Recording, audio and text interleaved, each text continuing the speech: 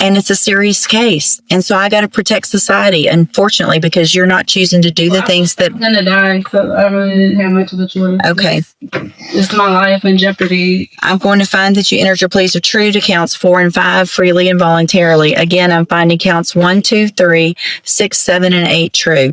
Find sufficient evidence to find you guilty, and at this time, find you guilty. Don't talk over. I'm about to sentence you to prison, and how you keep talking over me is about to start adding years onto them. Stop talking. It's just going to get worse. Do you understand? Okay. I'm going to find sufficient evidence to find you guilty, and at this time, I'm finding you guilty of injury to an elderly individual. Sentence you to a term of 5 years in the institutional division of the Texas Department of Corrections. You will receive credit. You will receive credit on that sentence for any time that you've been in custody that the law gives you the right to receive. No. I'm telling like she thought like I could not get up there. I'm going to hand you the trial court certification. All right, ma'am. Are you Devin Atkins? And Miss Atkins is on probation for the 3rd-degree felony offense of injury to an elderly person. That's started at May 23rd of 2022. There was a motion to adjudicate probation filed. She entered pleas of true to counts 4 and 5. Does the state have testimony with regard to counts 1, 2, and 3? Yes, the court would like. Yep, I think I would. I'm gonna call Ms. Cole. Yes, ma'am. Good morning, Ms. Cole. Would you please raise your right hand? Do you swear or affirm the testimony you're going to give in this hearing will be the truth, the whole truth, and nothing but the truth, so help you God? Thank you. Ms. Cole, could you please state your full name for the record? Chiquita Cole. How are you employed? I'm employed at Jackson County Adult Probation. And as a adult probation officer, is it your responsibility to supervise an individual on probation by the name of Devin Atkins? Yes. Do you see Ms. Atkins in the courtroom here today? Yes. Can you point to her identifier? Right here in the blue jersey. Your amended record reflect Ms. Cole has identified the probationer Devin Atkins. Record will so reflect. And Ms. Cole, as with every probationer, when they are placed on the court's probation, are they given the rules and restrictions placed upon them and what they are supposed to do to follow the court order? Yes. And each one of those in detail is gone over with them so that they understand everything that you're required to do. Yes. Was Ms. Atkins so advised? Yes. At her intake? She was advised at her intake and at a TTM at the Melton Center University. Okay. And describe for the court what a TTM is. A treatment team. Okay. So, in your opinion, Ms. Cole, as her probation officer, was Ms. Atkins fully apprised and aware of what she was required to do on probation? Yes. And were, in fact, the majority of those things intended to help her? Yes. Was she advised that she was to report to the Community Supervision Department when directed by yourself and the court? Yes. And did Ms. Atkins, based on your review of the file, fail to do that on multiple dates, including but most likely not limited to November 4th of 2024, November 19th of 24, and was that in violation of her probation order? Yes. Did you address that with her and inform her it is important to report if you have something come up and you can let me know? Yes. And did she do that? No. Was Ms. Atkins, as a condition of said probation, ordered to perform community supervision hours? Yes. And to report those to you? Yes. Obviously, if you do not know that she has completed them, even if she has, is that a violation of her probation? Yes. To your knowledge, based on your review of her file and your supervision of her, did she either complete the hours or immediately report to you? Sorry. I'm ready. No wonder everyone's looking at me. I was about to say, I know, I was about to. Community service. Well, that is in fact a condition of probation, right? Is it also a condition of probation that she is to report to you as her address and so that you know where she is all the time? Yes. And if she does not do that, is it impossible for you to locate her? That is And correct. did she in fact immediately report to you her current address? No, she did not. Anything else? I know you and I have had a lengthy discussion about her that you feel would be appropriate for the court to know in conjunction with your testimony and your PSI.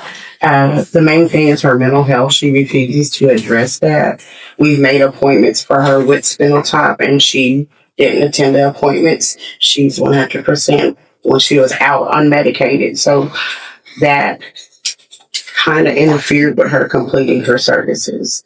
And she maintained contact with the victim in the case. So that part, her grandmother was trying to be there for her because of the mental health difficulties.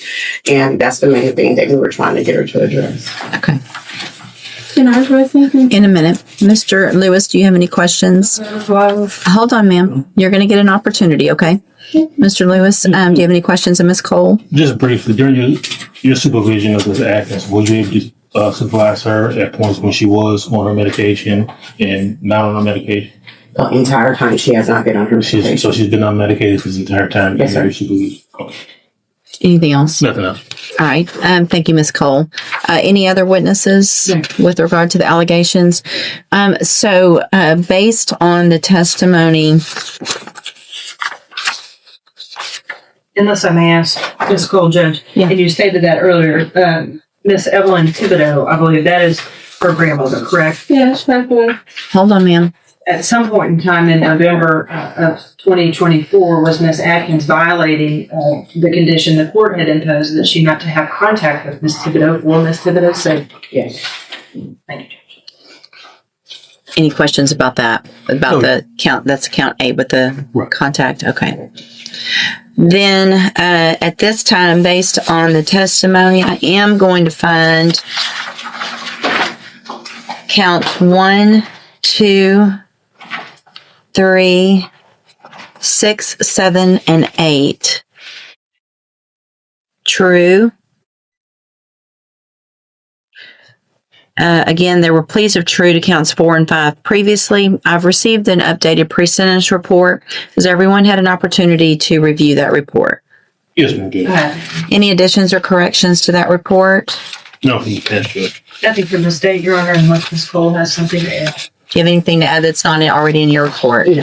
So the main thing I want to make sure, Ms. Cole, I have a notation here to ask is, you guys were aware of mental health issues and had opportunities for Ms. Atkins to participate in mental health services. Is that correct? I made the appointments myself.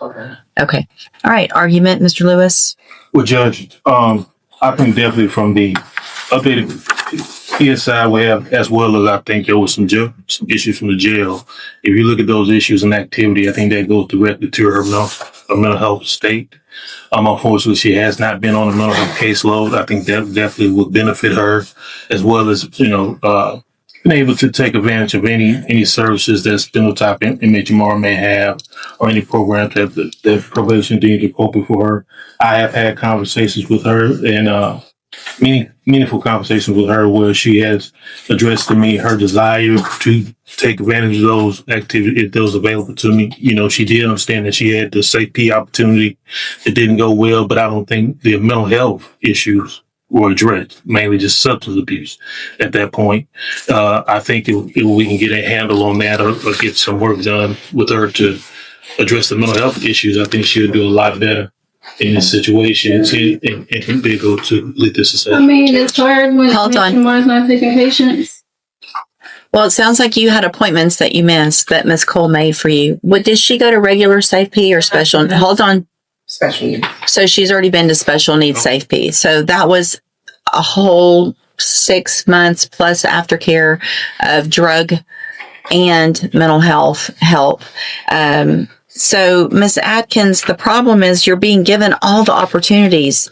Yeah, but like I said, I don't know if I told you, I had an appointment in Port Arthur because I cannot get into Bowman. They're not taking new patients. So you had an appointment that Ms. Cole set for you, at least one. How many? Yeah, but it's not for medicine. It's for psycho. I'm not a psycho. I don't have those problems.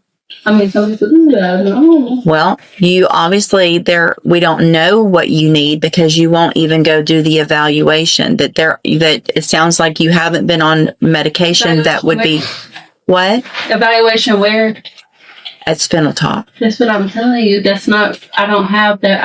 I'm not a psychopath. That is for, It's psychopath. Nobody's saying you're a psychopath, but you have. it's called past program. I'm not a psychopath. That's not what it's called, and that's not the reason it's called that. Okay, if you had gone to your appointment and talked to them, then you would know what that was for, and you would know that it was meant to help you so that you could get on medication stabilize and not have the issues that you've been having.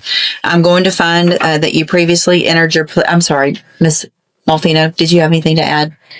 No, Judge, I think that from my conversation with Ms. Cole, she's been gracious enough to offer to continue to work with her because I think she clearly sees the mental health issues. But as you can see, what Ms. Cole has been having to deal with is how the court has had to deal with Ms. Atkins today, and it's been kind of just a runaround circle. Well, and in addition, I am going to find judicial notice of the court's file. Ms. Atkins was evaluated for competency to stand trial not that long ago. I think it was in January of this year. And I have that report. And the finding is that Ms. Atkins is competent, understands the nature of the proceedings, and is then just really making a choice not to follow through with what programs have been given to you, Ms. Atkins, to try to help you. So at this time, any recommendation as far as? I have one more thing to say. Okay. She is not giving me the information needed to follow up with those type of things. Okay. Well, I don't believe you. I don't believe you. Ms. Cole would never say go do something and not tell you where to go or help you get there. No, she said she does not have a list of the community service. I'm not worried about your community service. I'm worried about your mental health and the fact that you're not doing what you need to, and you're still contacting the victim, and it's a serious case. And so I got to protect society, unfortunately, because you're not choosing to do the things that. I'm gonna die, so I really didn't have much of a choice. Okay. It's my life in jeopardy. I'm going to find that you entered your pleas of true to counts 4 and 5 freely and voluntarily. Again, I'm finding counts 1, 2, 3, 6, 7, and 8 true. Find sufficient evidence to find you guilty, and at this time, find you guilty. Don't talk over. I'm about to sentence you to prison, and how you keep talking over me is about to start adding years onto that. Stop talking. It's just going to get worse. Do you understand? Okay. I'm going to find sufficient evidence to find you guilty, and at this time, I'm finding you guilty of injury to an elderly individual. Sentence you to a term of 5 years in the institutional division of the Texas Department of Corrections. You will receive credit. You will receive credit on that sentence for any time that you've been in custody that the law gives you the right to receive. No. I'm telling you, like, she thought, like, I could not get up there. I'm going to hand you the trial court certification that shows this I would was. like to speak to a detective. This was not an agreement, and so you waived your right to appeal. I need you to sign that with her. Hospital papers. I gave her everything. I'm also I had handing a you. doctor's appointment and everything. That's what I'm I've got 5 more years that I could add on to that. Oh, man. I can give you up to 10. Yeah. You need to stop talking so I can finish what I need to do, okay? I'm telling you, I'm not guilty. That's what I'm telling you. I did not have a choice. I went to the hospital and everything. I'm handing you a written admonishment regarding your ineligibility to possess a firearm or ammunition because of the judgment entered I against. don't have a gun. I'm not, just listen to what I'm saying. If you'll listen for a minute, you'll understand. Because of the judgment entered against you, you're ineligible under Texas law to possess a firearm or ammunition. I don't have a gun, man. Good, then you I'm don't. the wrong person. I'm Devin Atkins. I don't have a gun. I'm required to read that to everyone. I don't know what you're talking about. I don't have a gun. Good, then you don't have to worry about that. Go back with the bailiff. Thank you.